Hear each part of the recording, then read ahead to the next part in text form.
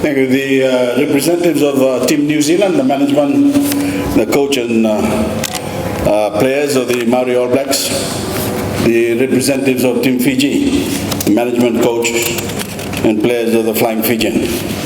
Distinguished guests, ladies and gentlemen, members of Parliament, I thank the members of Parliament after heavy sitting this morning to be able to make it here.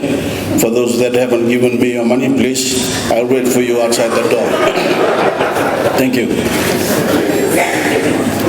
Thank you, ladies and gentlemen. Ladies and gentlemen, you can feel the excitement building everywhere in Fiji on the eve of tomorrow's big game. And as President of the Fiji Rugby Union, I'm delighted to welcome our New Zealand friends to Fiji and to say that we are looking forward to seeing you in action against our boys at the ANZ Stadium tomorrow afternoon.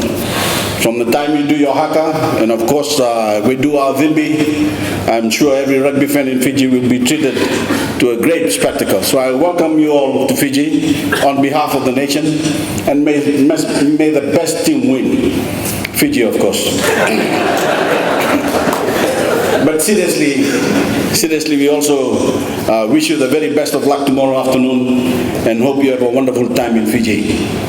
I'm especially pleased to single out Wayne Peters, Mr. Wayne Peters, the Maori representative on the New Zealand Rugby Football Union Board. Colin Cooper, Tabai Madsen, the Maori All Blacks management team, and of course, the players led by Charlie Yadai, captain. I understand there's a picture of Charlie on the front page of one of our papers today with one of the longest tongues I ever seen. In the olden days, it would have been a very tasty morsel. 150 years ago, if we had this lunch, we have Charlie and the rest of the Maori All Blacks as part of the menu. But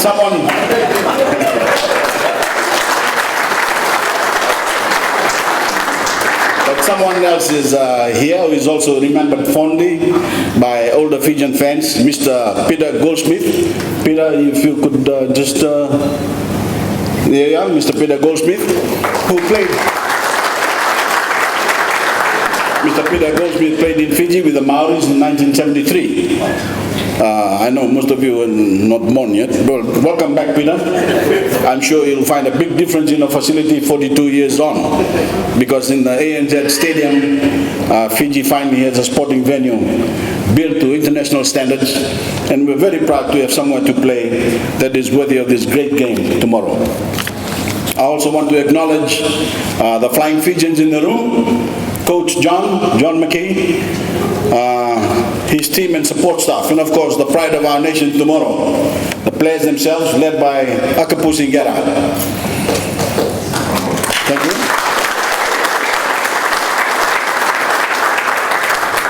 Thank you. You have the benefit of having every Fijian on your side for this match. And we're sure that you will uphold the great tradition of Fijian rugby of providing the whole nation with a wonderful spectacle, as well as the viewers in New Zealand. Your Excellencies, ladies and gentlemen, I'm very glad to be here to draw attention to the important nature of this gathering for Fijian rugby. It is a fundraising luncheon, and I want to thank the various corporate bodies and individuals for giving it your support. We very much appreciate the efforts you're all making to support the game in Fiji. But the truth is, we need to raise a lot more money to keep rugby strong, and especially to maintain and improve the high standard we need to meet in the 21st century to stay internationally competitive. We as a small Pacific Island developing state, playing against the big boys of world rugby, countries with huge resources and access to the kind of corporate funding we simply don't have in Fiji. Over the years, we've always done more with less. We've always punched above our weight, and the proof of that is the fact that our sevens team are the current world champions and will represent us for the first time at the Olympic Games in Rio de Janeiro next year. But we need to do more and more, and with more. We need to keep punching as hard as we can to maintain our place in the world rugby. So I appeal to all of you who can afford it to dig deeper, tie your own corporate fortunes to our nation's fortunes on the rugby field. to give your name an honored place in Fijian rugby, to ride the wave of enthusiasm among our people for the game we all love and play so well. Spread the word among the business community in Fiji.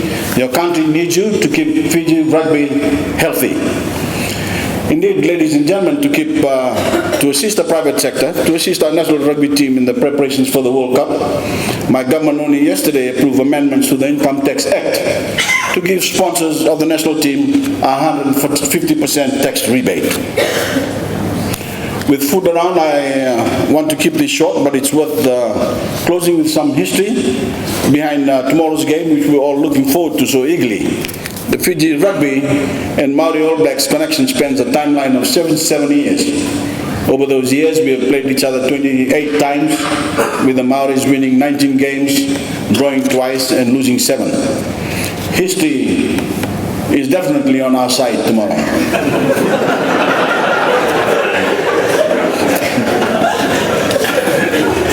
But you can be sure the Flying Fijians will be going onto the field tomorrow determined to set the historical record straight.